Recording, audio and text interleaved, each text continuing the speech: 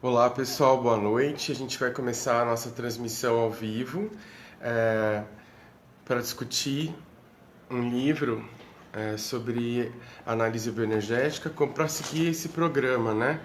Que eu tenho feito de discutir esse tema da psicoterapia corporal e as contribuições que essa abordagem pode trazer, né? Para as nossas vidas e livros interessantes com os autores e a atualização desses temas, né? Para esse momento. A gente vai conversar hoje com o Perison Dantas, ele já está entrando.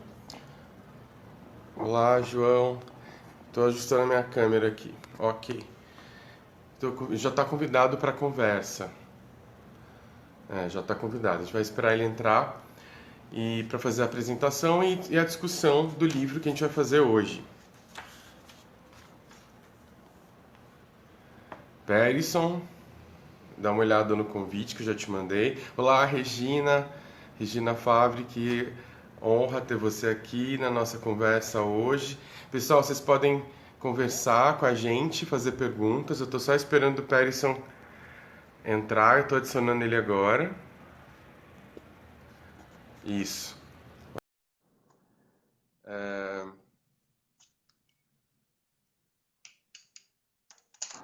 Olá, bem-vindo! Oi, Bem-vindo. Eu daqui nos estava ajuda. explicando aqui para o pessoal que é uma sequência de livros, né, sobre análise bioenergética que eu estou discutindo, trazendo os livros, e aí hoje com essa oportunidade de conversar com o autor do livro, né? Que alguns É, livros têm autores e agora a gente vai conversar com o autor. Bem, muitas pessoas legais aqui já com a gente.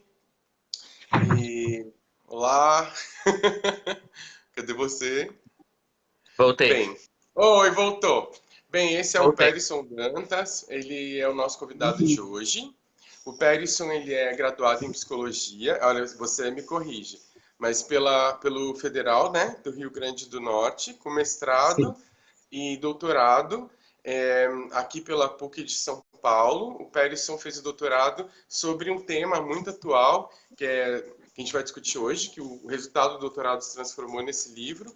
Ele é membro do Instituto Internacional de Análise Bioenergética e é local trainer do Instituto Internacional, não, do Instituto de Análise Bioenergética de São Paulo e um monte de coisas. Então, isso é um resumo de um monte de coisas que ele faz. Tem um trabalho muito legal com crianças, adolescentes e, enfim, é um prazer ter você aqui hoje, uma alegria. E a gente queria Prazer. conhecer um pouquinho de você, como que você chegou na bioenergética, como que não só chegou na bioenergética, como ficou, né, na análise bioenergética, até produzir um trabalho como é um trabalho como esse, que tem muita consistência e muita contribuição para agora. Bem-vindo. Obrigado. Eu que Boa noite, agradeço. pessoal. Boa noite, Jove. Boa noite. Depois de muitas tentativas, né, nessa história aí do livro, deu certo. Sim. Bom, respondendo aqui a pergunta, é, como foi que eu cheguei na bioenergética, né? A Universidade Federal do Rio Grande do Norte, ela foi uma das primeiras, Jove, universidades a colocar. Na verdade, ela foi a primeira universidade a colocar a bioenergética com esse nome, com esse título, né, como Uau. uma disciplina considerada optativa, complementar na formação do psicólogo, né? Então, era dentro da grade curricular, você tinha várias possibilidades de escolher disciplinas, né, que você compunham a formação. E a bioenergética foi introduzida na Universidade Federal do Rio Grande do Norte por duas ex-professoras que hoje, infelizmente, não estão mais com a gente, né? Alzenira Gomes e Fernanda Vanderlei, né? Elas foram professoras com as quais eu tive contato na época, né? E elas introduziram a disciplina de bioenergética um e 2 como optativas no currículo, né? Aí, depois que elas se aposentaram e infelizmente elas não estão mais conosco, né? Infelizmente já faleceram, elas passaram, né? A quem assumiu a disciplina na Universidade Federal foi o professor de Jackson Bezerra, né? Que inclusive foi um dos primeiros a defender uma tese de doutorado utilizando análise bioenergética, na Universidade de São Paulo, certo? Ele trabalhou na tese de doutorado dele justamente falando um pouquinho sobre essa questão da análise bioenergética dentro da universidade, né? Foi uma tese de doutorado que eu tive a oportunidade de participar, entrevistando alguns alunos, entrevistando alguns terapeutas, né? Falando um pouquinho dessa questão da análise bioenergética e a vivência da análise bioenergética naquela época. Ele defendeu mais ou menos em torno dos anos 2000, mais ou menos, a tese dele, que depois posteriormente virou um livro, né? Que foi publicado pela editora da UFRN. E aí, a minha entrada na bioenergética foi muito nesse percurso da graduação, né? Na graduação Olha eu tive a só. oportunidade de conhecer a bioenergética na universidade, inclusive até essa minha questão da bioenergética dentro do espaço universitário, eu acho que de uma certa forma acaba sendo uma herança dentro disso, né? Porque como eu tive a oportunidade de conhecer a bioenergética dentro da universidade, e como eu tive a oportunidade de vivenciar a bioenergética dentro, né, do rol de disciplinas que a gente poderia cursar na universidade e viver dentro da universidade essa experiência, foi muito importante para mim, né? Aí, a partir daí, eu fiz um primeiro curso, né, que também é uma área que eu tenho trabalhado dentro da bioenergética, além da psicossomática, né, que é a questão do curso de bioenergética com crianças, que foi uma formação que Fernanda Vanderlei começou na época, em Natal. Ela tinha um trabalho, né, onde ela tentava construir um entendimento, né, da análise bioenergética com crianças, isso no finalzinho dos anos 90 já, né? E aí eu tive a oportunidade de fazer um curso com ela, que foi um curso bastante intenso, foi aonde eu tive as minhas primeiras experiências mais efetivas dentro da bioenergética, e a partir daí começou um processo, né, de psicoterapia individual, né, que eu comecei a fazer com uma das professoras do curso, Denise Rocha, né, e aí da psicoterapia individual eu fui fazendo alguns cursos na área, né, fui fazendo algumas capacitações, daí tem todo um percurso cigano, né, que eu faço, né, porque aí eu fiz o mestrado em Natal, que foi numa área bem diferente da bioenergética, porque fui fazendo um percurso acadêmico com um percurso clínico paralelo, né? A universidade ela tinha bioenergética dentro da graduação, mas ela não tinha espaço ainda na pós-graduação, né? Então eu fiz um mestrado na área de psicologia social, voltado para a questão de crianças e adolescentes em situação de vulnerabilidade social, trabalhando a questão da família com eles. E aí eu vim para Teresina. Quando eu vim para Teresina, né, para ministrar aulas aqui, né, eu comecei a introduzir um pouco essa questão, né, do paradigma bioenergético, do paradigma haitiano aqui no Piauí, né? Comecei devagarzinho fazendo isso. E aí foi quando eu comecei, fiz 3 anos de curso lá da formação internacional. Foi quando eu fui, depois de 3 anos morando aqui em Teresina, eu fui fazer o doutorado em São Paulo, na PUC de São Paulo. E no doutorado eu tive a felicidade de ser orientado pela professora Matilde Neder, que apesar dos seus 90 Uau. anos, na época ela estava com 89, 88, 89, na época que eu cheguei lá. Apesar, né, dos seus 88, quase 90 anos, a professora Matilde Neder sempre foi uma professora de mente muito aberta, né, de muita generosidade, de muita amorosidade, né. Eu entrei para o doutorado com um outro projeto. Eu não entrei no doutorado tentando investigar Hum, bioenergética, né. E aí, na época que eu estava começando a estudar, tentando vivenciar um pouquinho essa questão da bioenergética no doutorado, a professora Matilde chegou para mim e disse assim: Vem cá, por que você não faz um trabalho em cima da bioenergética? Isso daí é o que você é. Eu posso fazer um trabalho da bioenergética no doutorado? Ah, eu disse, claro que você pode. E aí ela falou as experiências dela na época que o Gaiarsa, né? Ela fez alguns workshops com Gaiaça, né? Chegou a ter um percurso com ele, e falando da proximidade, do respeito que ela tinha acerca da abordagem. E aí a gente chegou no entendimento de poder fazer um casamento entre dois temas que me interessavam muito, né? Que era a questão da psicossomática com a questão da bioenergética, que era um tema que no Brasil ainda ninguém tinha tratado, né, diretamente do assunto. E aí eu fui investigando, né, como é que a questão, porque eu estava incluído dentro do doutorado no núcleo de psicossomática e psicologia hospitalar, né?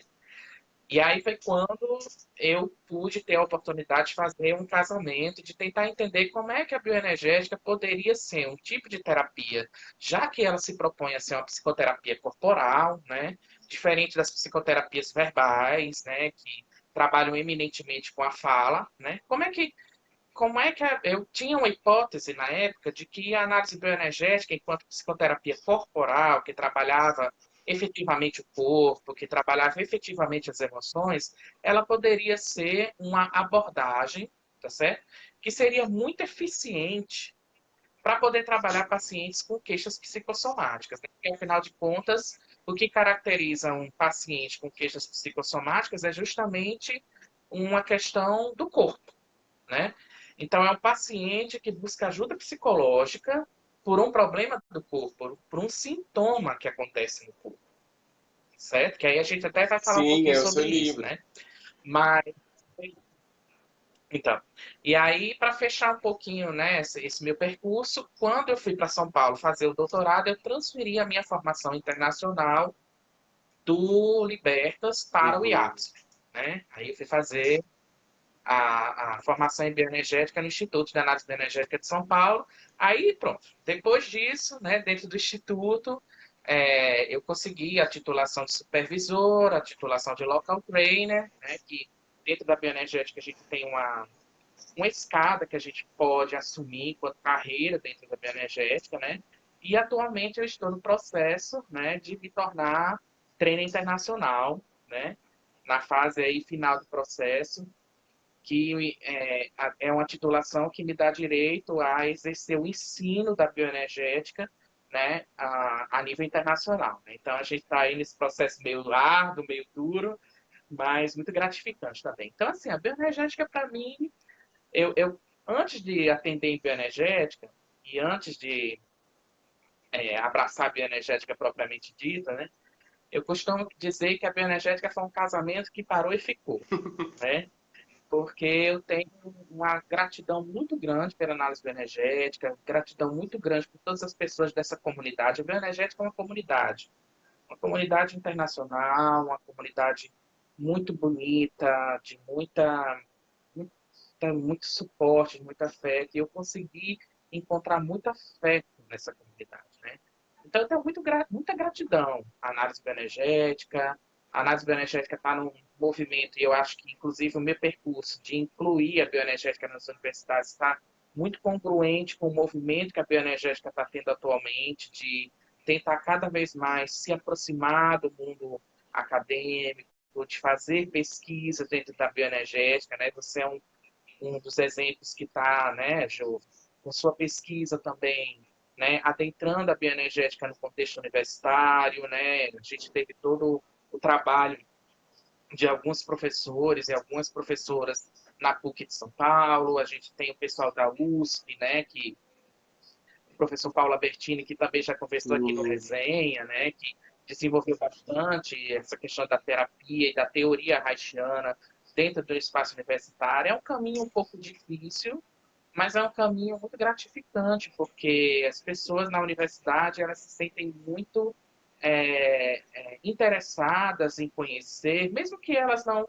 ah, sigam, digamos assim, pela abordagem, mas só de poder conhecer, de poder se aproximar, de poder entender, de saber que a bioenergética não é uma terapia alternativa, digamos assim, né? Ou que não é uma terapia, digamos assim, que não tem um embasamento científico consistente, né? Porque isso é o que eu tenho batalhado muito, tenho trazido muito nas nossas discussões, que a bioenergética tem se aproximado cada vez mais de um movimento científico, de um respaldo teórico e técnico, e agora, né, voltada para a questão da pesquisa, né, cada vez mais. Então, essa é uma discussão que a comunidade internacional está abraçando com muita força, inclusive premiando trabalhos. A gente teve o Congresso, né, de Portugal, né, que aconteceu nesse mês de maio, e foi um congresso onde muitos trabalhos foram inscritos, teve premiação de trabalhos né, da bioenergética em termos de pesquisa, em termos sociais, né, em termos clínicos. Então, o Instituto de Análise Bioenergética ele tem apoiado e tem, inclusive, premiado, financiado pesquisas na área, né? Então, isso é um movimento muito gratificante, é um movimento muito bom, e é bom poder colaborar, poder fazer parte disso aí. Muito bom. E parabéns pela sua trajetória. Eu acho que é o mais legal é a gente contar da vida, né, em si. E o livro, bem, eu acho que seria legal se apresentar para as pessoas. O que é É, isso, né? nossa, É, né? Só o foi um título. Nossa, título. fica aqui também. É, mas o título já diz a tese, né? Mas o que é esse trauma no corpo? Como esse trauma pode virar esse palavrão que é uma biopatia? O que seria essa biopatia, né? E como que você organizou sua pesquisa para se transformar no livro? Eu fiquei aqui lendo, tentando fazer perguntas, mas inicialmente é apresentar o livro, né? Para que dê Tá, vontade, a pessoa que está assistindo a gente aqui, talvez não é nem dessa linha de trabalho, mas sabe dos impactos que o trauma tem no corpo, mas não sim. sabe nem o que é trauma, né? O que realmente foi um trauma, o que não foi. E o seu livro é muito didático, ele explica bem legal, assim. Eu gostei bastante de ler. Quando eu fui no lançamento, você escreveu assim, que você tenha bastante alegria e seja proveitoso. Eu falei, não, prazeroso é que você vai organizando de um jeito que você não perde o raciocínio. Você tem uma linha, fala, não, agora vai desenvolver para frente a aplicação. Agora ele vai falar do que ele conseguiu e dá vontade de chegar até o fim. Isso é bom de um É. livro. Então, como é que é isso? Como que você organizou isso? Olha, como a gente já conversou, né, o livro ele é bem diferente da tese, né? Tá? Porque assim, a tese né, assim, o livro tá aqui para quem ainda não conhece, tá no convite, né, do Jove, né? Sim. O livro tá bem diferente da tese, viu, Jove? Assim, porque na verdade, entre a defesa da tese e a escrita do livro, foram mais ou menos uns 2 anos, né? Olha,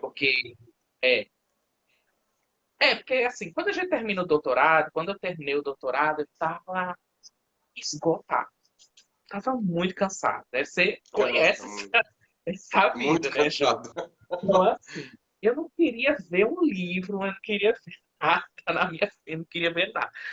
Eu já estava tão cansado, tão esgotado, então, assim, não tinha condição. E assim, a minha defesa, né, eu sou muito grato aos professores da banca de defesa do doutorado, porque eles me deram dicas preciosíssimas, né, durante a minha defesa, né? Porque durante o processo, né, de discussão do texto, né, em si, os professores eles me deram observações, eles me deram algumas dicas, inclusive eles recomendaram a publicação do livro, né?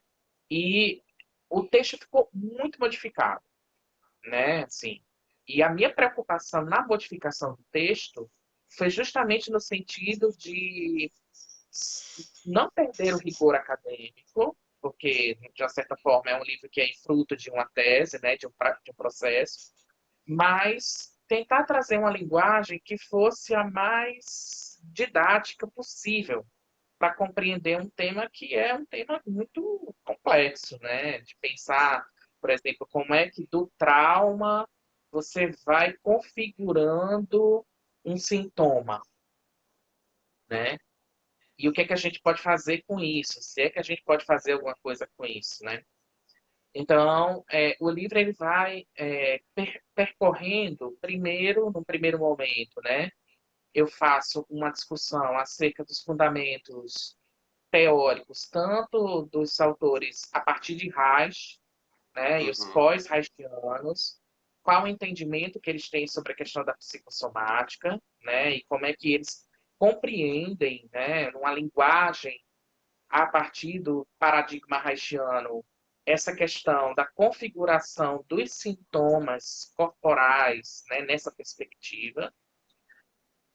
E aí eu passo para Lowen, né? E de Lowen eu passo para os pós-lowenianos, digamos assim, né? Para os analistas bioenergéticos mais contemporâneos, que inclusive um dos autores assim que foi fundamental para o trabalho, né, desse livro foi o Gui Tonella, que também, né, fez um doutorado na França, é nosso treino internacional, ele teve a generosidade de escrever o prefácio, que é um prefácio que só o prefácio já é um capítulo do livro, Eu achei praticamente, né? ótimo.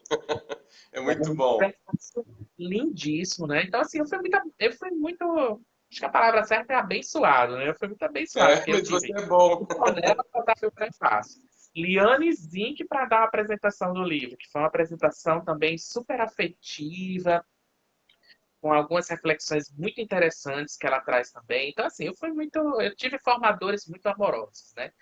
Então, é, eu acho que eu tive sorte aí nesse sentido.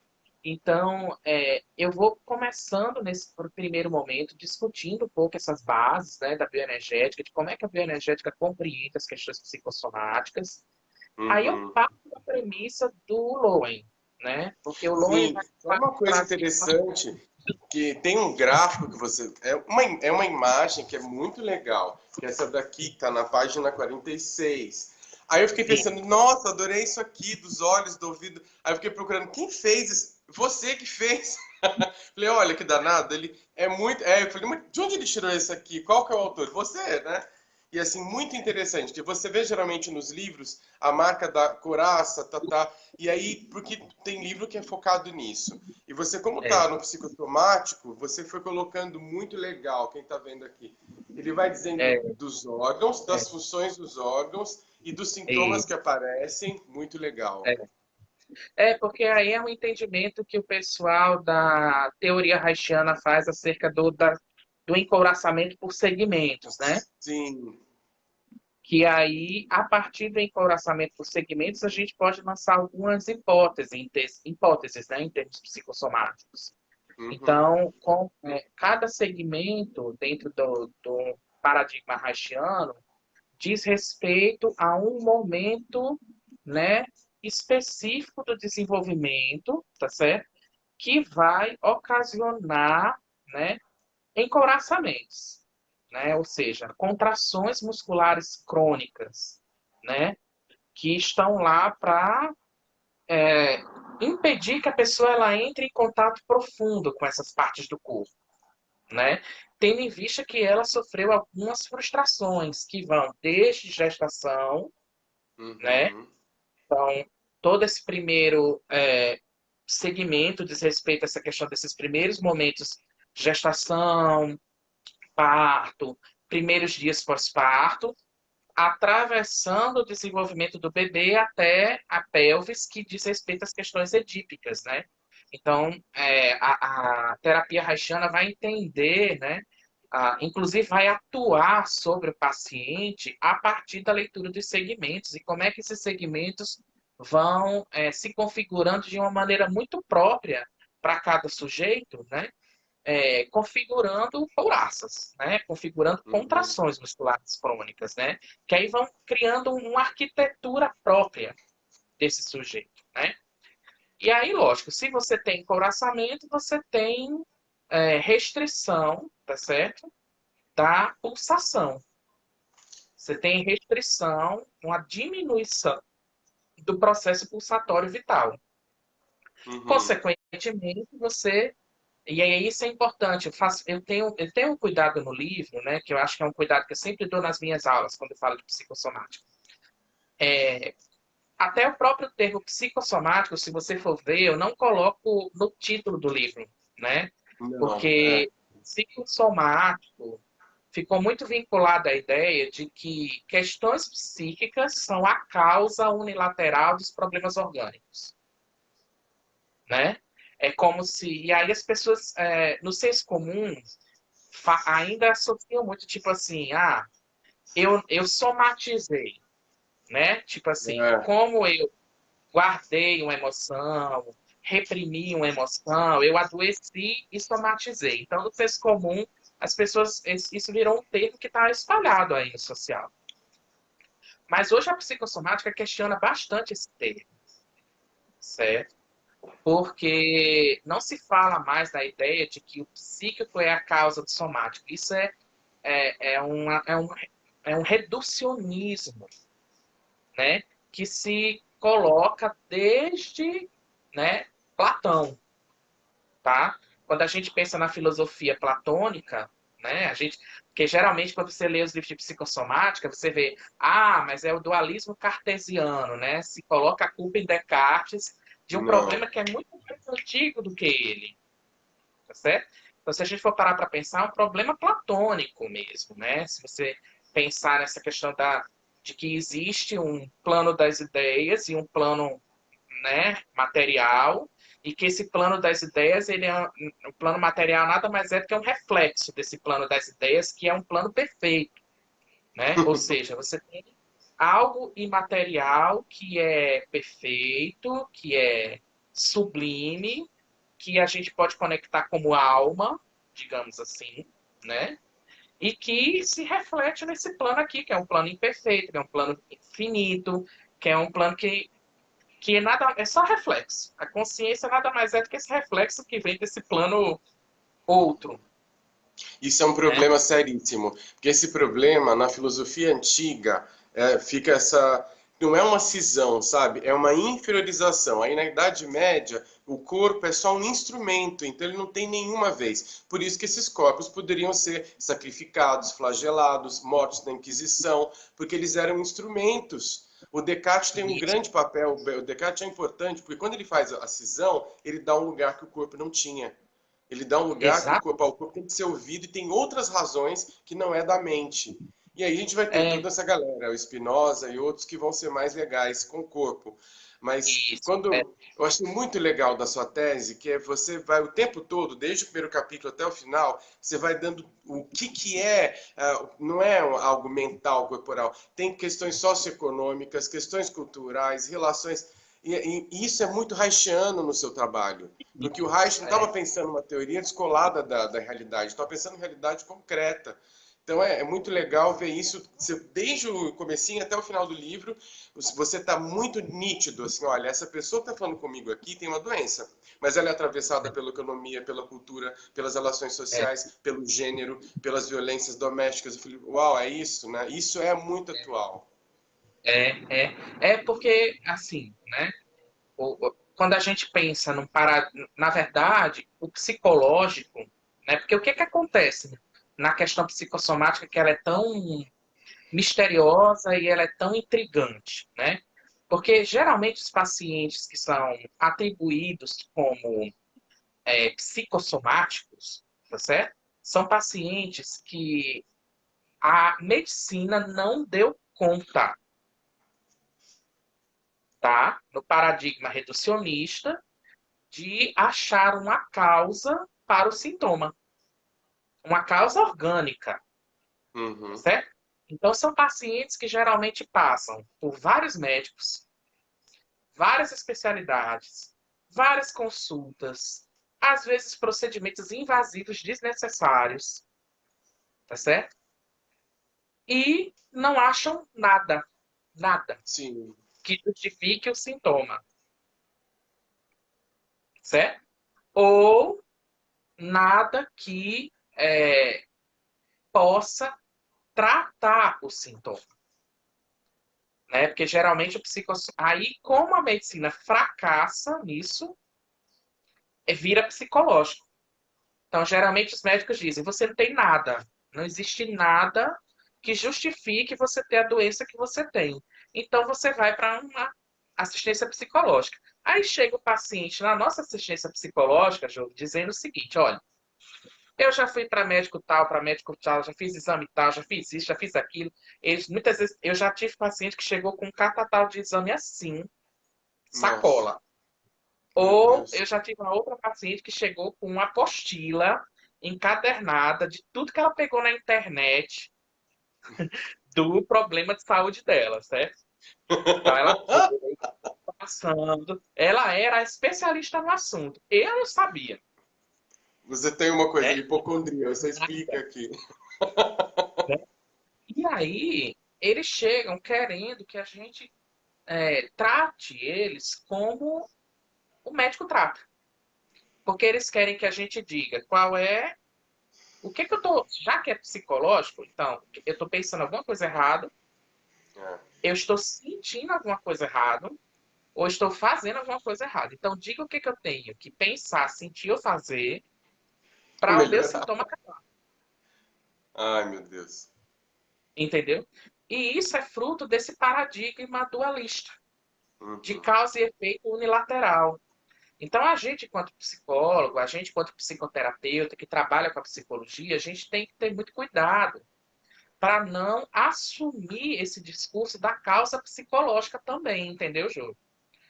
Então, eu tenho muito cuidado, né, de falar isso nas minhas aulas. No livro eu problematizo essa questão, né? Uhum. Porque para trabalhar um paciente como esse, não tem jeito. A gente tem que levar em consideração as múltiplas causas, a gente tem que levar em consideração de que a gente precisa de um trabalho de equipe. Eu até falo no livro da minha dificuldade de conversar com os médicos, né? Porque eram pacientes que foram encaminhados do hospital universitário e o acesso aos médicos realmente era bastante difícil, mas eram pacientes que dialogavam com os médicos via minha intervenção, né? Então as coisas aconteciam mais ou menos assim. E aí é muito importante que a gente pense da seguinte forma: a questão psicológica ela não é a causa do problema somático. Ela vulnerabiliza o organismo para a doença. Ela não é a causa da doença. Ela deixa o paciente vulnerável para o adoecimento. Entendeu? Aí, a partir disso, tá certo? É que a doença ou os sintomas podem ou não se desenvolver, né? Que aí é uma questão que, por exemplo, o Lowen, né? Uma crítica que a gente até faz no livro do Lowen. Porque Lowen escreveu pela primeira vez, né? Que aí, falando já no capítulo, né? Ele escreveu um texto chamado Stress and Illness, que não foi traduzido em português, digamos assim, publicado em português em livro oficialmente, certo? Ele teve Uhum. traduções internas dentro dos institutos, né, como as monografias esparsas do Lowen.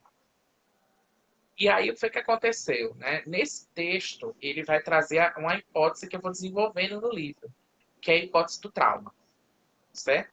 Ele vai Uhum. trazer que o adoecimento, os sintomas físicos, psicossomáticos, são decorrentes de um circuito de estresse, tá certo? Que chega num limite. E chega num limite é quando a resistência se torna colapso, né? Porque na teoria do estresse de Ramsey, né, que é a que ele usa, lógico, já teve outros autores que evoluíram essa questão, mas ele ainda é utilizado como o Lowen escreveu esse livro, aliás, esse texto na década de 80. Então ele utilizou a ideia de que o estresse, ele tem uma fase de ativação do sistema nervoso, não é? Se o problema, mediante o estresse, você não dá uma resolução, o sistema nervoso entra num estado de resistência junto com o corpo, né? E nessa fase de resistência você começa a ter as alterações no organismo, Uhum. só que chega uma hora que da resistência você colapsa. Aí entra um adoecimento mais grave, né? Então, é do momento entre a resistência e o colapso que começam a surgir sintomas para Uhum. Lowen. E ele vai fazer uma articulação, é, ele vai fazer uma articulação com os caráteres, né? Com o mecanismo de resistência do caráter, porque ter uma defesa de caráter é você sustentar um estresse continuamente para se defender das dificuldades que você teve na sua vida, no seu desenvolvimento. Só que chega um momento que o caráter falha, né?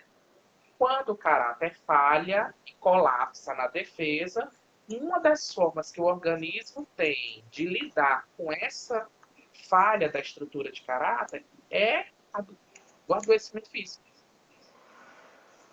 né? Que aí Lowen vai dizer claramente que o adoecimento físico ele entra como uma maneira do organismo de desviar para o corpo a angústia que deveria ser emocional. Então, você foca energeticamente no sintoma corporal para você não entrar em contato com a angústia, com a emoção, com o medo, com a raiva, com a tristeza que está subjacente na história, né?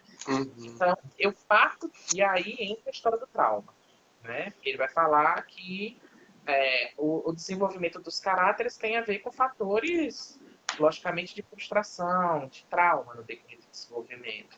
E aí eu parto dessa hipótese para entrar na segunda parte do livro, que é um estudo mais aprofundado sobre essa questão do trauma, né?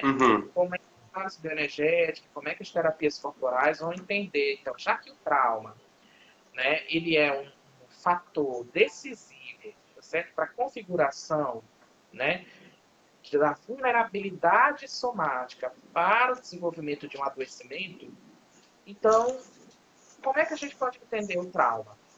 Aí eu desenvolvo um segundo capítulo, aonde eu vou percorrendo esses meandros do trauma, né? Por isso que o livro se chama do trauma encarnado. Poderia ser um trauma corporificado, tá certo? Mas o termo corporificado é um termo que já é utilizado em várias abordagens, né? Sim. E aí, essa ideia do encarnado como para dar uma dimensão mais concreta, né? Uma dimensão mais real, no âmbito do real, né? Nem no âmbito simbólico. Porque quando a gente fala corporificado, a gente inclui uma questão simbólica aí, né? Sim, a Certo? fenomenologia tem várias abordagens, que hoje é corporificação, corporificado, mas não é tão somático como você está falando de sintoma. A pessoa está com uma dor orgânica, né? Eu acho que captei um pouco disso, do encarnado. Essa é a angústia, né, que o paciente tem, porque ele chega para nós dizendo o seguinte: bom, eu tenho uma dor de cabeça, eu tenho uma psoríase, eu tenho uma colite ulcerativa, eu tenho uma gastrite crônica. Não tem causa. E aí, Causa, né? os médicos não sabem me dar uma resposta. O que é que eu faço? Né?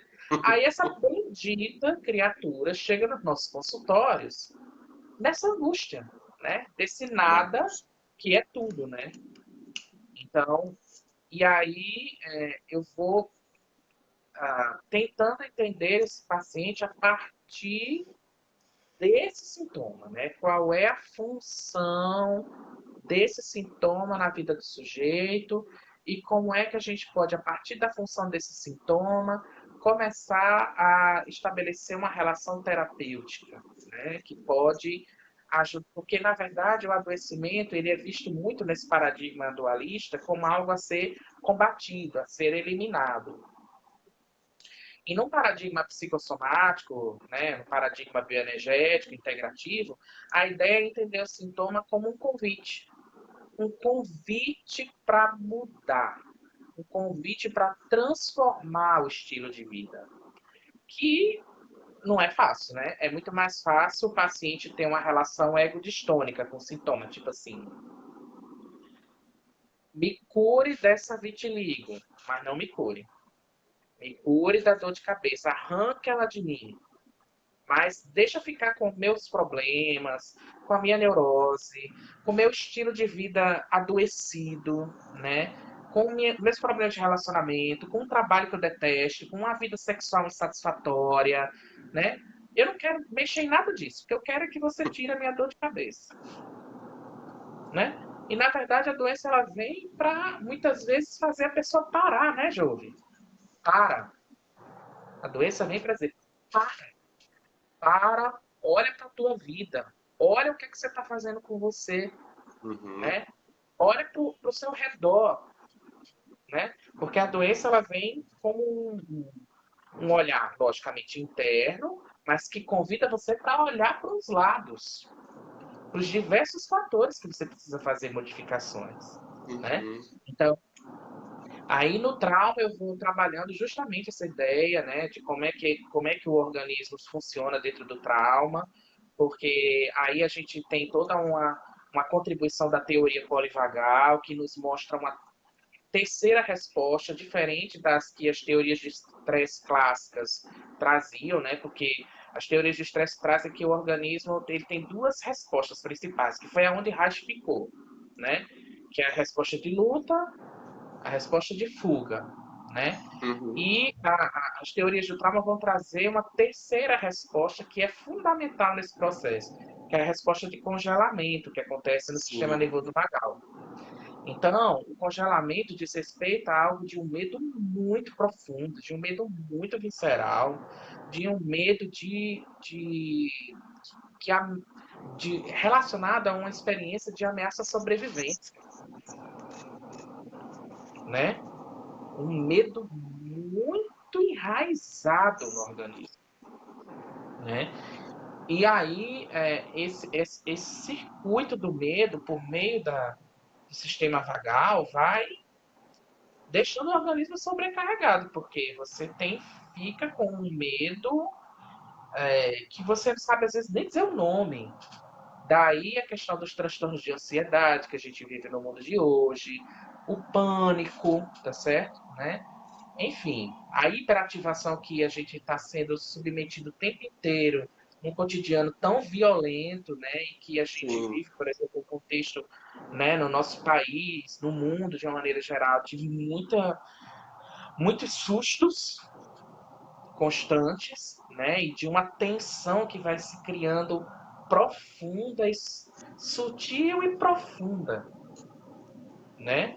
E isso vai nos adoecendo, adoecendo emocionalmente, vulnerabilizando o nosso corpo para um adoecimento mais profundo, né? Então, eu vou percorrendo isso e vou lançando algumas ideias de como é que a gente, quanto psicoterapeutas, oferece condições para os nossos pacientes para que eles possam reconfigurar as questões traumáticas, né?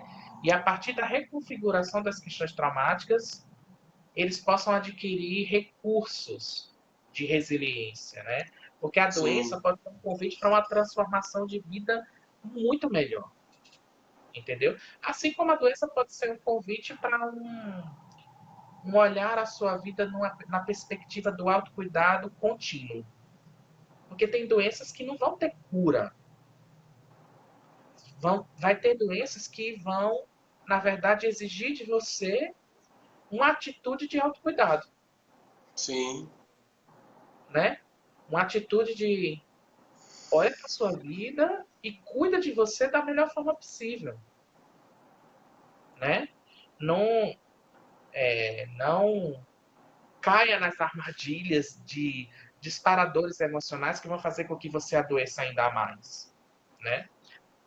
Então, é nessa perspectiva. Daí eu sigo no livro falando sobre as questões metodológicas, né? No terceiro Sim, os métodos que capítulo. você usou.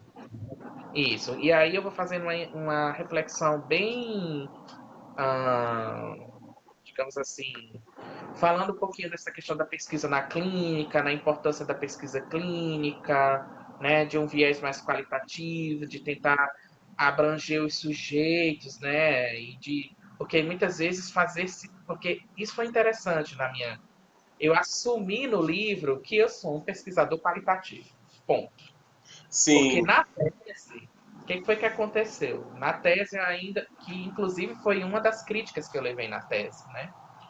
Que eu, por estar dentro da psicossomática e por estar na área dialogando com profissionais de saúde,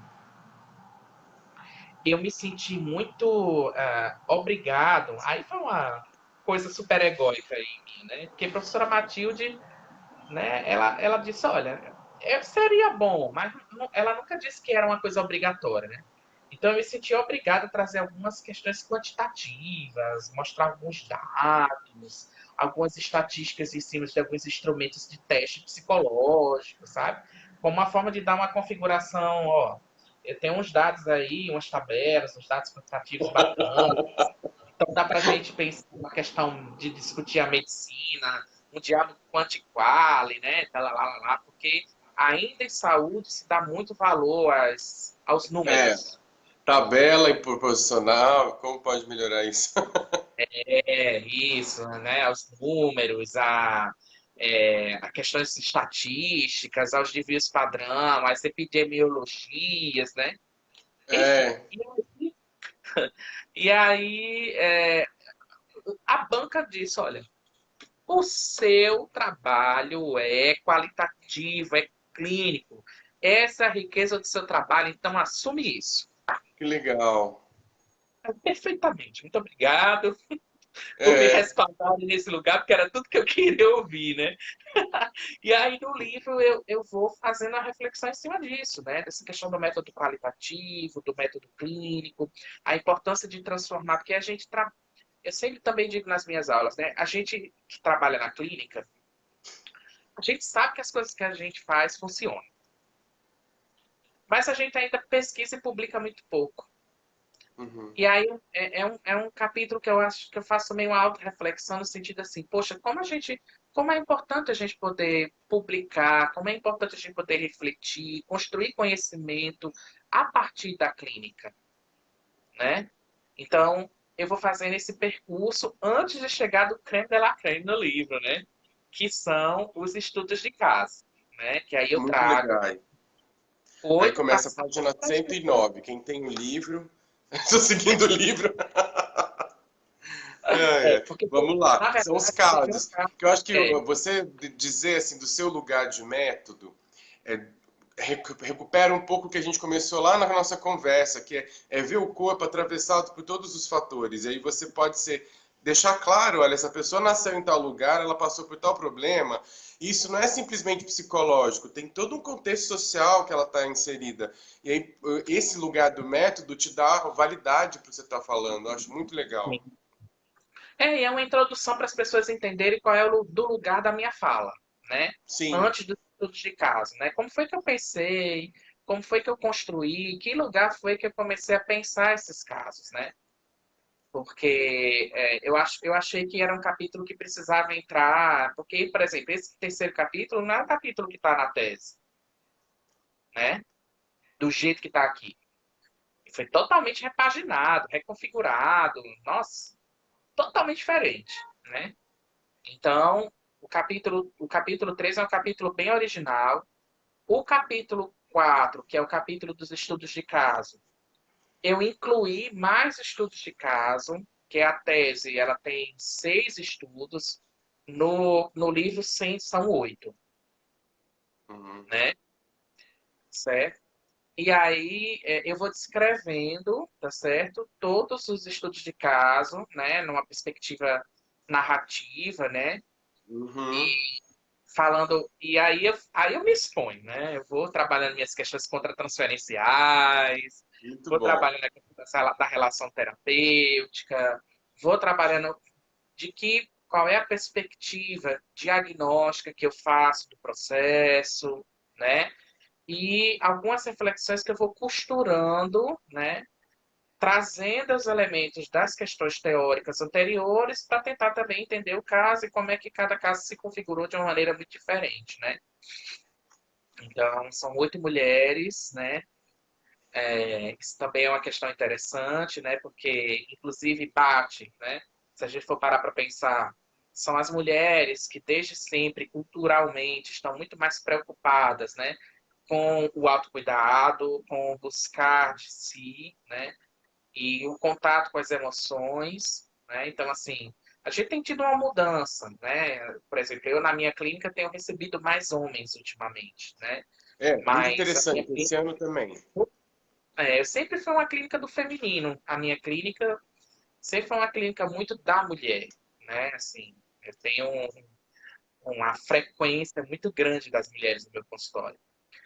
E isso tem a ver com essa perspectiva cultural do homem ainda ter um ranço, né, para se cuidar, né, tanto que ainda existem muitas discussões acerca, né, de ações na saúde, né, de privilegiar, de sensibilizar a questão da saúde do homem, né, porque os homens têm a tendência a, né, se fechar, a deixar o cuidado para lá, a protelar, só ir no médico quando já está uma doença bem desenvolvida, né? Às vezes até sem perspectiva de nem tratamento, entendeu? Então, de uma certa forma, isso reflete um pouco também essa questão de por que serem mais mulheres, né? Porque são as mulheres que, de uma certa maneira, estão lá, né? Nessa investigação, nessa busca, né? A gente que faz formação na área, né, Jovem? A gente vê o predomínio da mulherada, né? Nas Mulher, turmas de muita mulher. formação, predomina na mulherada, né? Na questão terapêutica propriamente dita. A psicologia ainda é uma profissão eminentemente feminina, tá Uhum. certo? Então, e os consultórios estão aí nessa clínica aí do feminino, né? É tanto que Sim, muitas das questões que eu trago das minhas pacientes têm muito a ver com o feminino delas, né? Do contato delas com o feminino, né? Então, e aí eu vou trabalhando, né, os estudos de casa, e aí teve uma questão que eu até queria dividir contigo. hum, Teve uma professora, colega minha, né, em Natal, né, que ela utilizou o livro na disciplina dela de psicossomática, né? E os alunos amaram os estudos de caso. E eles fizeram dramatizações dos estudos de caso na faculdade. é, dá para fazer. Né? Eles pegaram os estudos e configuraram dramatizações. Eu disse, meu Deus, você não filmou isso? Eu queria ter visto isso, né? Então, assim, os estudos de caso eu tenho recebido um feedback muito legal, assim, das pessoas acerca de como os casos são descritos, né? A própria Liane mesmo coloca na apresentação dela, né, da riqueza que ela percebeu na descrição dos casos, né? E aí eu acho que isso traz uma materialidade, como é que se operacionaliza na prática todo esse raciocínio desenvolvido durante esses primeiros capítulos. E no final eu trago algumas reflexões, algumas Sim. inquietações, né? Que foram despertadas a partir de todo o percurso, né? Então, é mais ou menos por aí que o livro foi construído. Muito legal. E uma coisa que, falando do título, né, que é a biopatia, você pega esse texto, esse termo que o Reich tem o livro da biopatia do câncer. Aí você cita aqui, né, olha, o Reich falou sobre isso, mas é interessante como você mostrou, como que esse medo, a gente fica com o tempo todo o medo fica aí, visitando, né? Quando que esse medo, ele deixa de ser só um medo importante, que a gente tem que ter o medo mesmo, senão a gente vai sair na rua em hora que é perigoso, o medo tem um papel. Mas quando que o medo deixa de ser um alerta e passa a ser uma prisão, e a pessoa fica cativa do medo? E como Sim, que isso pode ser um trauma? Tem uma coisa que eu venho há muitos anos, mais de 10 anos trabalhando, acho que você já conhece, que é os meridianos. A gente faz o tapping nos meridianos. Dentro dessa psicologia energética, aqui nos Estados Unidos chama psicologia energética, aqui a gente não pode traduzir assim por causa do CRP, mas é nos Estados Unidos uma linha, né, da medicina energética. E se cita na bibliografia vários autores de medicina energética. Só para a gente dizer para quem está aqui, né, e vai ver isso depois também, para a gente perceber na gente, o que, que é um trauma? Porque eu acho que você deixa bem essa, só para você passar a bola para você, o que, que é um trauma formativo, né? Sei lá, eu lembro de uma vez que o David Berceli veio aqui em Campinas e falou, olha, eu nunca tive um traumão assim, né? Que pra gente, na medicina energética, o trauma é de T maiúsculo, que seria assim, tem uma sigla para isso, né? Que é UDIN, Unexpected, não espero, é dramático, é isolado e eu não tinha estratégia. Então é um traumaço, né? Um acidente. Eu me senti sozinho, é dramático, me senti isolado sem estratégia e eu não esperava. Então isso é um traumão. Mas às vezes a criança não teve, a gente, né, não teve assim um evento, um terremoto, mas teve o que o Bercélio conta, né, na palestra lá, ele falou, olha, eu tive episódios na minha família, na minha casa, que acontecia uma coisa e eu já ficava em alerta. Olha, meu pai vai falar com a minha mãe. Então, o tempo todo a criança às vezes criou um padrão traumático no corpo que pode desencadear, não quer dizer que vai, mas pode se tornar um câncer, né? Que é o que se fala de terreno biopático, né? Como que você vai sim. identificar o terreno biopático?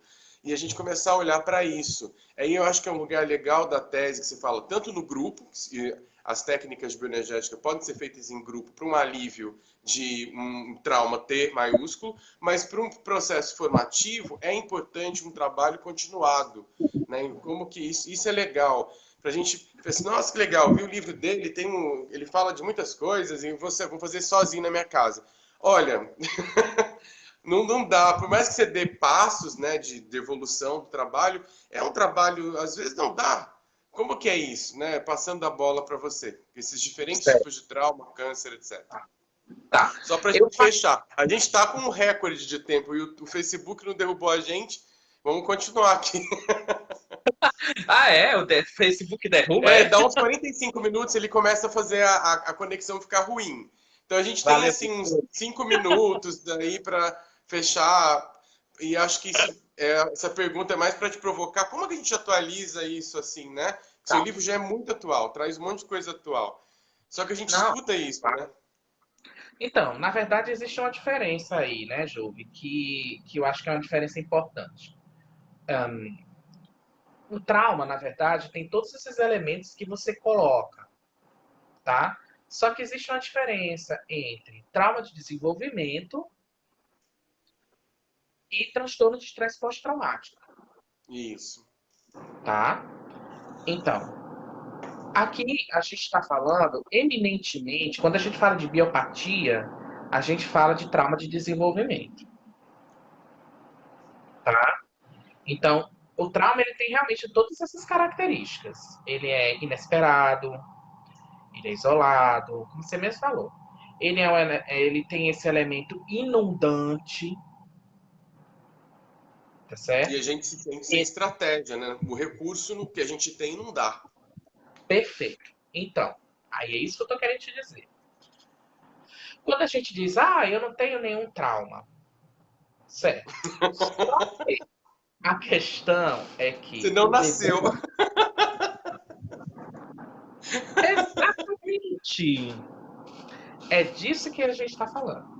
Porque o que que acontece, na verdade? O bebê humano, ele tem pouco recurso, né? O bebê humano, ele nasce muito frágil, muito vulnerável. Então, determinados estímulos ou determinadas situações fazem com que o bebê humano ele viva um estado de medo muito profundo, né? E se isso é vivenciado por esse bebê de uma maneira contínua e frequente, esse medo enraiza no corpo. Esse medo muda as funções do corpo. Esse medo se torna uma contração crônica de base, impedindo esse bebê de pulsar nas suas células, impedindo esse bebê de respirar profundamente. Entende? Então, quando a gente fala de biopatia ou de terreno biopático, nós estamos falando, por exemplo, de pessoas que vivenciaram medo no útero durante a gestação. Pessoas que viveram situações de violência, negligência, tá certo?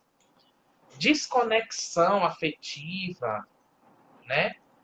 Às vezes no útero, numa comunicação pré-natal, Uhum. né? Com a gestante, entende? Então, outra coisa, por exemplo, né? Se a gente for parar para pensar, né? O próprio parto e os primeiros momentos pós-parto, que podem ser hipertraumáticos para muitos bebês. Tá certo? Um parto fórceps, um parto com sofrimento fetal, um parto de muita tensão, onde a mãe ficou com muito medo, tá certo?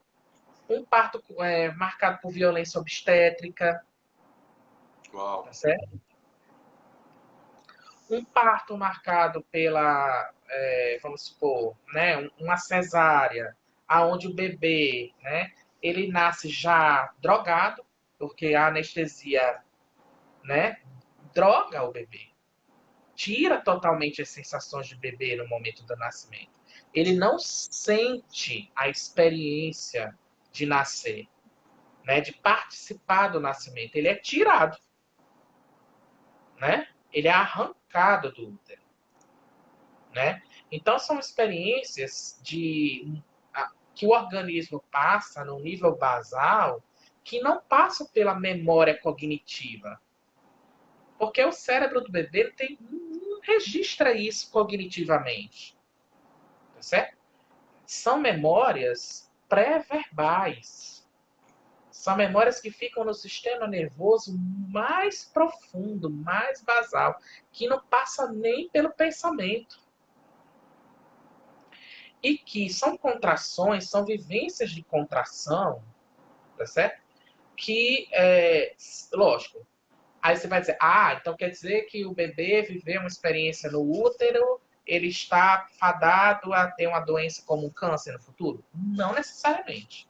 Porque ele pode ter tido uma gestação difícil, mas ele teve um ambiente muito amoroso, muito receptivo, muito acolhedor pós-parto.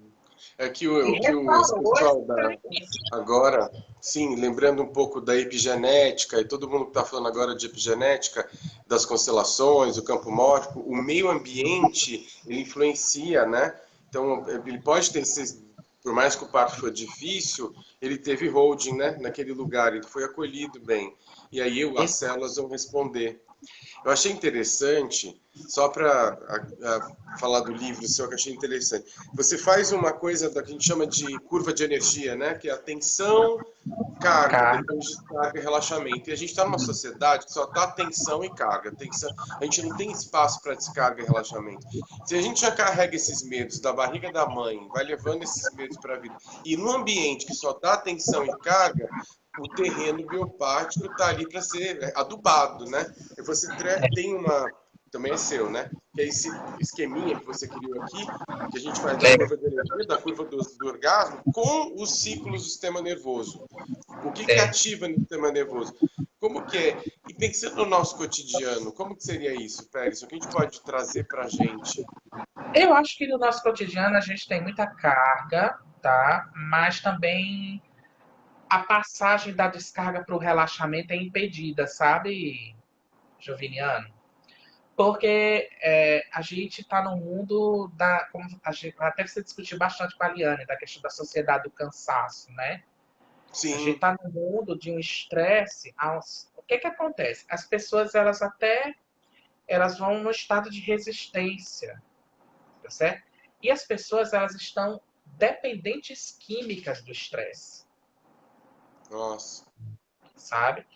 Elas são viciadas, as pessoas viciam na adrenalina. É tanto que a gente vê muito sintomas de insônia, ansiedade profunda. As pessoas, elas sonham com férias. Mas quando chega as férias, elas não conseguem descansar. Não. Porque a gente está viciado. A gente está vivendo um mundo capitalista. Nós vivemos um mundo da inundação. Né? O Lepovetsky fala muito isso. Né? Você traz isso na tese. É o hiperconsumo, vende E, felicidade. né, o próprio Bauman também vai trazer uma reflexão acerca dessa sociedade líquida, essa sociedade, né, que hiperexcita. Então, nós estamos mergulhados no mundo da hiperexcitação, Uhum. né, do mundo da estamos aqui o tempo inteiro, hiperconectados aqui na internet, a gente não pode parar, a gente está o tempo inteiro olhando o celular para ver a notificação, para responder o mais rápido possível. Os próprios pacientes, por exemplo, quando a gente eles querem colocar alguma coisa para a gente para o WhatsApp, né? Eles querem respostas rápidas, as pessoas. É o mundo da rapidez, é o mundo da velocidade, né? Uhum. Então, até as pessoas tentam descarregar, mas a descarga não acontece o suficiente, né? Às vezes ela nem chega no relaxamento, né? Então é uma É. descarga que não para, eu não posso parar, porque o relaxamento pressupõe a possibilidade de você vivenciar um pouco de vazio, né? Vazio, né? Você carregou, foi aqui, descarregou e ficou sem nada, que é o momento necessário para a criação de um novo ciclo, de uma nova pulsação, né? Entendeu? Então, muitas vezes, por isso que eu falei para você, né? Quer dizer, eu tive que parar 2 anos, porque foi uma estação, uma coisa muito forte, né? Porque assim, a gente está falando do meu percurso, mas o meu percurso emocional do doutorado foi um percurso muito difícil, né? Aí daria um outro livro para eu falar sobre isso, a questão do sofrimento psíquico dos estudantes de pós-graduação, né? Porque é um percurso Sim, muito duro, muito é estressante real. e muito adoecedor também, né? Então, eu vejo num prisma, tá certo? Então, uma descarga que não descarrega, a gente tem bloqueios em vários níveis. A gente tem pessoas. Na biopatia, o que é que acontece? A pessoa não chega nem para carga, jovem, direito. A carga é baixa, Ah, como na depressão, né? uhum. Então, por exemplo, pessoas que têm questões biopáticas, elas têm um pano de fundo depressivo muito forte. Isso, você fala aqui. Justamente porque a carga energética é baixa. E os estudos mostram, por exemplo, que doenças crônicas, câncer, tá certo? Estão intimamente ligadas com a questão da depressão, porque a depressão é imunossupressora, né? Existe uma inter-relação complexa e dinâmica entre sistema nervoso, endócrino e imunológico. Então, a pessoa em depressão, ela diminui, né, a comunicação entre esses sistemas e faz com que, né, as células, muitas vezes, que são responsáveis até pela própria limpeza do organismo, tá certo? Não hajam efetivamente. Olha só que interessante, né? Então, inclusive, esse é um estudo que eu estou querendo desenvolver no pós-doutorado, que diz respeito a essa Interessantíssimo. complexidade dos sistemas e como é que a bioenergética pode se situar, né? Porque a bioenergética vem discutindo bastante com a neurociência, né? E aí eu estou querendo aprofundar. A gente tem uma trainer chamada Margit Komeda, que ela elaborou um primeiro artigo que saiu na revista de 2017 sobre esses meandros psiconeuroimunológicos e como é que a bioenergética Olha, pode entender um pouco isso, tá certo? E eu estou querendo aprofundar um pouco esses estudos do doutorado a partir dessa perspectiva, né? Então, você tem pacientes que têm baixa carga, que não chega nem na descarga, né? Então, você imagina. Então, tem pacientes que carregam muito, aí você tem todos os pacientes, por exemplo, com esses medos, com essa ansiedade, com essa hiperexcitação, né? Que ficam inundados, né? Então, você tem uma carga que descarrega, mas não descarrega adequadamente. E você tem pacientes que até tentam descarregar, mas que não conseguem completar o ciclo para o relaxamento. Então, ó. Porque esse entender. ciclo do relaxamento tem muito a ver com a entrega. Você fala, um livro do Lowen que não tem, é isso que você falou que não está em português, chama The Voice of the Body, que você diz que uma das papéis da terapia, um dos papéis da autodescoberta é a gente se permitir ter o contato com a vulnerabilidade. Porque a Isso. gente fica o tempo todo nas defesas nossas, justificando para não ter o contato com a vulnerabilidade. E aí o que que acontece? A defesa fica alta, a vulnerabilidade fica escondida e vira sintoma.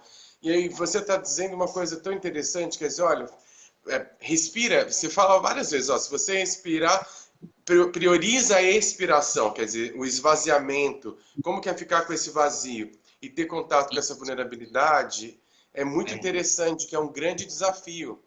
Que é o que a gente Porque falou até na live anterior com a Eliane. As pessoas não choram, elas não querem entrar em contato com isso. Como é que elas querem ter uma alegria verdadeira, uma cura nesse sentido, né? Uma verdadeira vida fora da depressão, se ela não quer ter contato com essa vulnerabilidade, né? exato, exatamente. Porque muitas pessoas, o principal desafio, jovem, é aceitar a doença. É integrar a doença em si, né? Porque a doença é o estranho, é aquilo que eu não Uhum. quero ver, é aquilo que eu não posso entrar em contato, né? A partir do momento que eu entendo que eu sou minha doença, eu, né? Eu posso entender essa doença como um convite para a transformação da minha vida, Uhum. acabou, É, né? você está recebendo um convite, você nega o convite. Aí, well, Isso, ok, então você não vai participar. Eu quero que você venha participar da minha festa da vida, mas o meu convite não é muito legal. É um convite meio assim, eu acho que você não vai querer. Ah, não, mas esse convite eu não quero, mas por trás desse convite existe um convite para viver, né? Se a exato. gente não entrar em contato com esse convite, falar, ah, deixa a vida para depois, né? É, Tem uma coisa assim muito legal social que você colocou, achei legal. É que gradativamente a condição esquizoide de estruturação interna ela caminha, também a oralidade expressa em demandas existencialistas, pensando na sociedade, numa reflexão para o agir, para a transformação da realidade coletiva, criando um novo ciclo energético de autossustentação e ground. Uau, como que é? Só pra gente fechar, acho que você poderia falar isso e a gente tem que sair, senão eles vão acabar saindo com a gente, com o Facebook desliga a gente. Pra dar porque uma fechada na nossa descarga e relaxamento aqui. na verdade, assim, a doença convida a gente para esse estado mais regressivo, né? Para esse estado mais que a gente chama de esquizoide, mais oral. Nós, quando adoecemos, a gente fica nesse lugar do bebê. Do bebê que precisa de cuidado, do bebê que precisa de uma empatia, né? E muitas vezes as pessoas têm ganhos secundários em cima disso. Porque a doença, ela entra, né? O livro até mostra isso.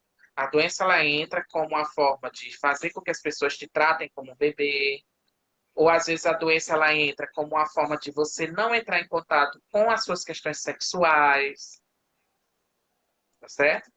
Então, o que é que acontece, na verdade, né? A proposta é, a partir, primeiro, reconhecer, né, de que existe essa qualidade mais regressiva na vulnerabilidade do adoecimento. Só Uhum. que você pode ficar lá, né, jovem? Né? Você tem que ajudar esse paciente a caminhar, né, para um outro polo energético. Porque ele precisa, muitas vezes são pacientes que se seguram muito precocemente, às vezes até, né, a cabeça, né?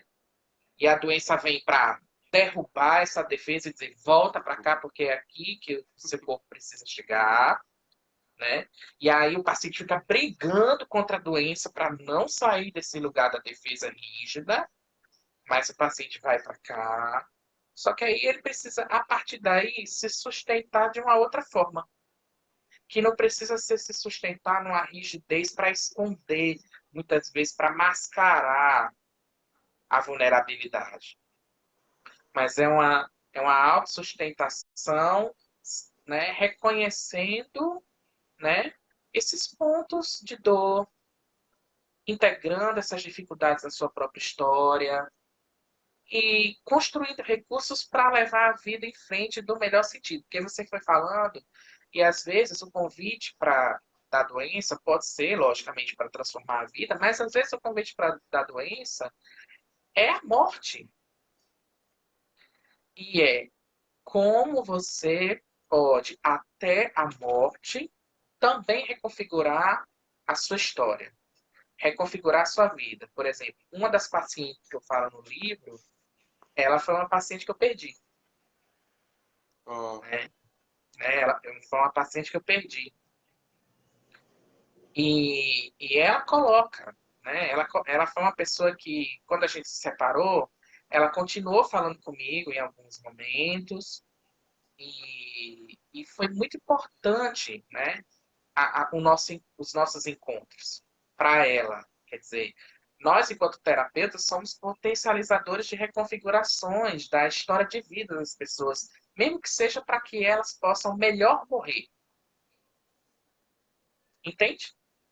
Né? Sim. Então, é nesse sentido, né? Você morrer. O Jung falava assim: eu quero estar lá na hora da minha morte, né? Eu quero Eu estar lá. lembrei tem um livro da Jeanne-Marie Wolfram chamado Os Sonhos e a Morte. E ela conta vários que as pessoas vão sonhando antes de morrer com a própria morte. E se elas não têm contato com essa vulnerabilidade, com essa aceitação dos ciclos da vida, elas passam mal. Porque o que, que acontece na nossa sociedade? Teve um esvaziamento da morte. Então a morte é um lugar frio, vazio na cama do hospital. Se não tem sentido de morte, não tem sentido de vida. Então, se a Isso, doença está te convidando para um outro ciclo de vida, que é o fim do ciclo, como que é passar por isso, né? Como que você pode ajudar uma pessoa? Como foi para você? isso é. E para mim foi muito tocante, né? Quando eu recebi a notícia de que ela partiu, né? E eu lembro dela com muito carinho, porque ela foi uma pessoa que me ensinou muito, né? Ela foi uma das pacientes que me mobilizou muito, né? E aí, recentemente, olha que louco, né? Eu fui para Natal, né? E uma eu fui na clínica onde eu atendi as pacientes, né? E aí a recepcionista disse assim: Olha, no caso aqui, que é a paciente, ela comentou, eu tenho que lembrar o nome dela, tá? Aqui que eu coloquei no livro. Porque a gente colocou. Eu estou lembrando aqui do nome dela real, né? Eu tenho que lembrar do nome fictício. Uhum. Só. Ah, sim, Suzana. Ah, Suzana. Suzana. Suzana. Ah, Suzana Uhum. apareceu aqui. Aí disse, foi mesmo. Olha, mas ela, toda vida que aparece aqui, ela pergunta por você, né? E ela foi uma paciente, né? Você coloca lá, foi uma paciente obesa, né? E ela fez a cirurgia de redução de estômago, perdeu, né, mais de 40 quilos, e tá ótima, tá super feliz, tá super bem, né? Quer dizer, né? Já tive uma outra paciente que inclusive falou comigo ontem, né? Dizendo, ela me chamava de professor. Professor, cadê? Eu queria dar. Ela viu o convite da resenha bioenergética, né? Circulando na internet. Aí ela dizendo: Professor, eu quero dar uma olhada no livro. Como é que eu posso ter acesso ao livro? Aí eu perguntei: Como é que você Legal. está? Muito bem, mudei de cidade, estou morando em outro lugar, me separei da minha família, estou vivendo de uma maneira super autônoma, estou muito Uau. feliz. Aí daquela enrolação toda, né? Então é muito gratificante, né? A gente poder mesmo assim, né, em situações onde a gente sabe, né, que, por exemplo, como essa paciente que eu perdi, né, ela foi, mas ela foi carregando algo de ressignificação dentro dela, né, que ela nunca tinha vivenciado com nenhum outro terapeuta. O nível de cuidado, o nível de delicadeza que ela me convidou a adentrar na relação com ela, né? Então, eu acho que pensando, né, para a gente ir fechando, né, Júlio, que se a gente for pensar na última Sim, mensagem, a gente está aqui em Setembro Amarelo, né, falando muito dessa questão de valorização da vida, né, a gente sabe, por exemplo, né, que é um mês que nos convida muito para essa questão de repensar a vida, as campanhas, né, falando da questão do suicídio, do lugar da morte, né, que é um lugar ainda negado nesse mundo capitalista, né? Então, e como muitas vezes ele é negado justamente porque as nossas experiências e as nossas emoções também são negadas nesse mundo, ainda muito fortemente, né? Nesse mundo de falta de empatia, nesse mundo da produtividade, nesse mundo que a gente não tem tempo para parar para entrar em contato com o outro, nesse mundo que nega a relação orgânica, que nega o encontro, uhum. né, corpo a corpo entre as pessoas, né? E então eu acho que falar de tudo isso, falar de adoecimento, falar de estresse, falar de psicossomática, falar de vida, falar de morte, é falar de nós seres humanos, da nossa existência, do nosso processo, de como a gente precisa reconfigurar a nossa vida, reconfigurar nossa sociedade, reconfigurar nossas relações, né? Quantas reflexões a gente precisa ter para a gente poder construir, se é que é possível, dentro das nossas possibilidades, pensando aí, né, em micro, né, pensando aí quando eu falei, né, pensando em Guattari, por exemplo, a questão das micro-revoluções, né? Como é que a Uhum. gente pode construir micro-revoluções que acontecem nas relações do nosso dia a dia, no nosso cotidiano, que é através delas que a gente pode promover novas possibilidades, mais saúde, quem sabe, né, um, quem sabe, né, uma vida melhor, um cotidiano melhor, uma sociedade melhor, né? A gente que é Legal. haitiano ainda tem essa esperança, né? Sim. Ainda tem essa esperança. A gente ainda guarda um pouco essa utopia, né? Mas Uhum. a gente vai seguindo aí. Sim, mas é uma utopia realizável, pensando no que você puxou, né, nas micro-revoluções. Todos os casos que você traz, pensando no Guattari, são revoluções moleculares. Né? Naquelas moléculas, naquela célula, você promoveu uma revolução. E com certeza isso vai reverberar na casa dela, vai reverberar nas relações que ela tem. Né? Então é uma potência muito grande, o trabalho é um trabalho muito potente. Então, quem gostou da ideia, leia, muito legal. E quem não é da área, a leitura ele é muito narrativa, então vai pegando na mão, vai apresentando os conceitos e é muito atual, com pesquisas muito atuais. Bem, então vale a pena.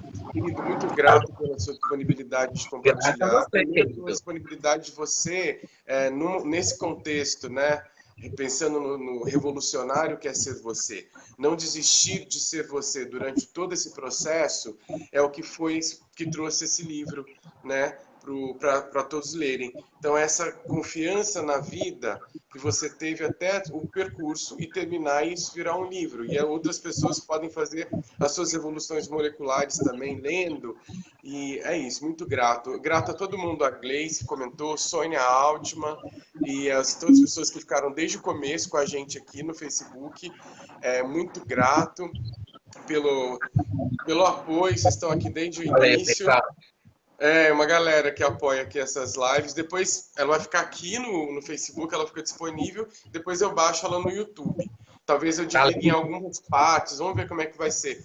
Mas foi muito bom, muito, muito grato, querido, pelo convite, pela disponibilidade, pelo seu tempo e por ser você. Imagina, querida, é um prazer, viu? E parabéns pela iniciativa. É muito bom poder estar aqui, é muito bom a gente poder, dentro de tanta coisa que se divulga, às vezes até né, de conteúdo meio duvidoso, a gente poder Uhum. trazer informação de qualidade para as pessoas e divulgar isso no nosso público, né? Então, receba meu afeto e estamos aí para qualquer coisa. Yes, estamos junto. Até mais, muito grato. E pessoal, Tchau, a gente pode conversar com vocês depois no bate-papo aqui, Janete, todo mundo, muito obrigado. Até mais, até a próxima. um Tchau, abraço. tchau. Até Tchau. mais. Beijão.